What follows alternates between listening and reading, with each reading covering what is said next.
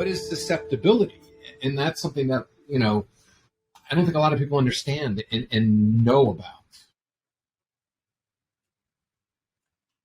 Yeah. The difference you're talking about is, you're using a healing tool like the charcoal that's a binder, because why? What is diarrhea? The body's eliminating something. Yep. We have to start with the acceptance that the body's way more intelligent than the conscious mind. Conscious mind can process, they estimate 120 bits a second or whatever. It's a very small amount that our mind can process.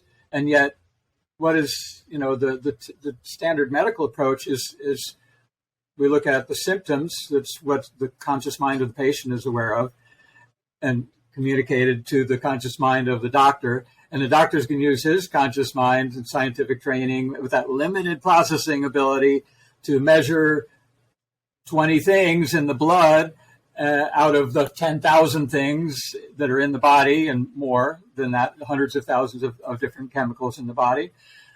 So we're working on very small, very limited amount of data, where the body, every cell in the body is operating on so much more information, because it doesn't have to be, at an organismic consciousness level.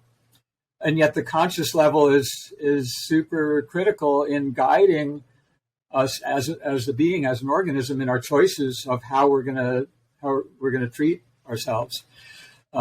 So accepting that our body is intelligent, and looking at the finer distinctions of not just, I have a symptom. Well, you could have constipation, or you could have diarrhea. Is one worse than the other?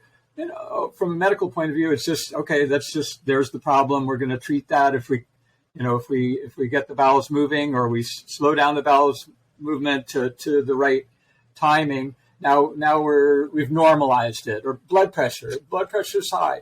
Well, we got to bring it down. But have we solved the problem? Why is the blood pressure high in the first place? Is the blood pressure really the problem, or is it an attempt at solution? The blood pressure is usually high because the blood is thick. It's toxic.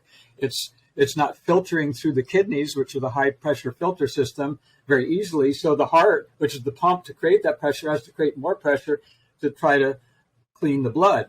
Now we're going to put in a toxin that slows down, that ramps down the heart's ability to produce that blood pressure. So we're going to get less filtering of the blood to clean out the toxins. Plus, we've added a new toxin.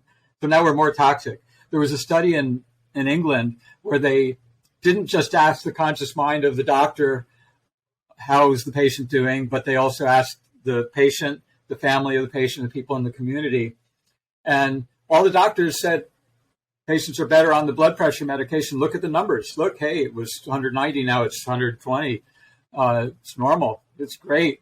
But the patients, their family, and everybody in the community all agreed with themselves and totally disagreed with the doctor's assessment. They said, no, this person's not as well. Has less energy, less functional. They're not doing well.